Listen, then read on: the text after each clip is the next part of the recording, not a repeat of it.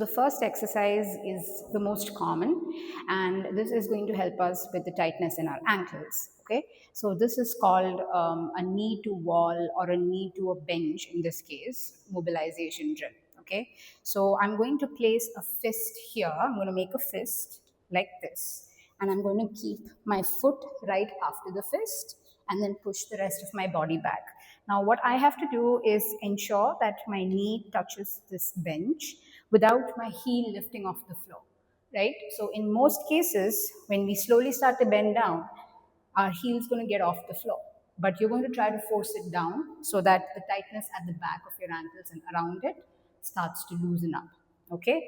So go slowly, do a few rocks back and forth, maybe about 10 to 15 on each side, and repeat it about 2 to 3 times. Okay, but ensure that you do it at least thrice a week, because this is the most basic movement that you need to fix to get your squat right. Okay, so then the second drill in this workout is called the 90-90 hip switch. And this helps not just with squats. I think it's a fantastic warm up drill that you can add before any lower body workout, because it's essentially just a hip opener. So you're going to sit, and if you want to feel more comfortable, place a cushion, or I have a mat here. You can even place a yoga block underneath your bum. And then we're going to turn our hips. Okay, now, just make sure that your hips are at a 90 degree. So, 90 and 90. That's why it's called a 90-90 hip switch. Yeah. So, just keep turning and turning. It's okay if you're not hitting the 90-degree angle right now. Maybe your legs look like this. That's fine. Just try to consciously move your legs to a 90-degree position.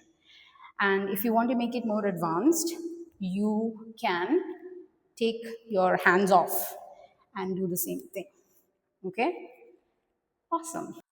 Okay, so now this next one, it's great for our inner thighs. It's just to open up our adductor muscles. And the adductors also play such a big role in stabilizing our movements and in supporting us when we're walking, etc. So all we've got to do is stretch out one leg in front of us like that, and keep our elbows and forearms on the floor, and then rock back and forth. Yeah. So what I'm doing here is really opening up and stretching out the inside of my leg on either side, but at the same time, I'm not doing a static stretch. So this is a static stretch. What happens here is you're really putting a lot of pressure on this muscle right now. But when I'm rocking back and forth, I'm easing some pressure and I'm creating more space for the muscle to really open up. So try and do a few of these. So the next stretch, it is called the world's greatest stretch, and it's for a reason. It literally stretches out your entire body, including your hips and your ankles and your upper body as well.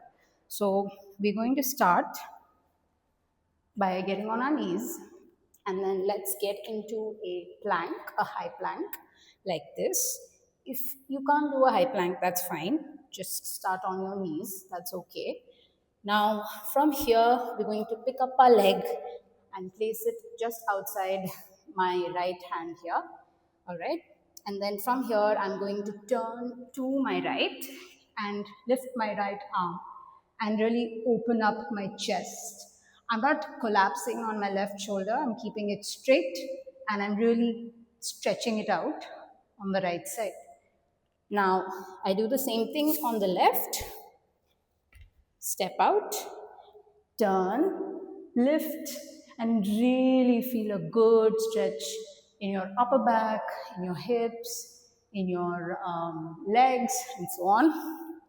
And then you come back.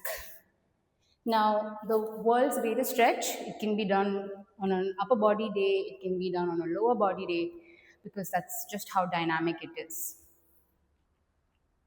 Okay, so once you've started doing your stretches regularly, you also need to start getting into a deep squat position. So get hold of something like this. I have this bench here, but you can literally hold on to like a pole or maybe a corner of a wall. You basically need something that doesn't move and that can give you a good grip.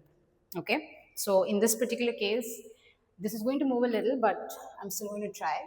I'm going to hold this for support and try to go into a deep squat, right, without my heels being lifted.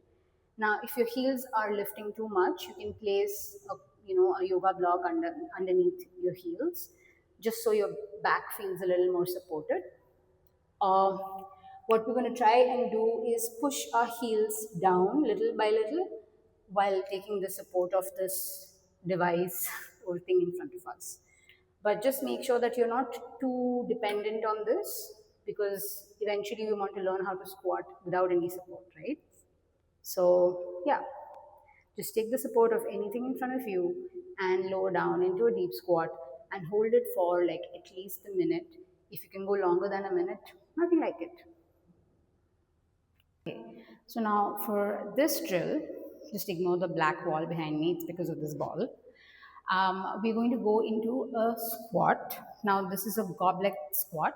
So you're going to hold this ball or anything heavy in front of you. It could be even a dumbbell. It could be a heavy water bottle, right? You hold it in front of you and you're going to go into a deep squat like so. And then you're going to use your elbows to open up your hips. Okay, so I'm able to squat pretty deep right now, but if you're here, that's okay. Just slightly bend your back a little bit, how much ever your body allows you to, and then try to push your hips open. If this ball or this weight is too much for you, you can drop it and then just do this. Yeah. The idea is to slowly open up your hips, your hip flexors, and your hip rotators so that you can go into a deep squat later, right? Because you see how my hips need to be open. If my hips don't open up, then I can't really do this. So that's why we do this drill before that.